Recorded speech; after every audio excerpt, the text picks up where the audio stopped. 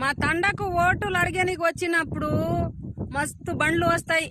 అప్పుడు మా తండకు ఎన్ని బాయిలు ఉంటది రోడ్డు మీద ఎవరు చూడరు సార్.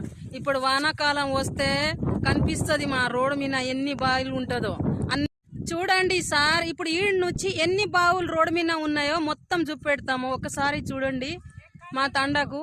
మా తండ ఇక్కడ సక్రనాయక్ తండ అని ఉంటది. గొగ్గనాయక్ తండ గ్రామం మాది.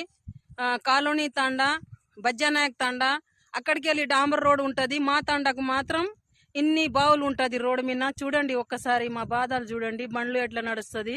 మీకు బ్యాక్ కెమెరాకు చేసి చూపెడతాను చూడండి సార్. మీరు ఈ వీడియోకు షేర్ చేయండి. 7 వరకు పోతే 6 వరకు షేర్ చేయండి. వీడియోకు కామెంట్ చేయండి ఎట్లా ఉంటుంది మా పరిస్థితి పల్లెటూరులలో.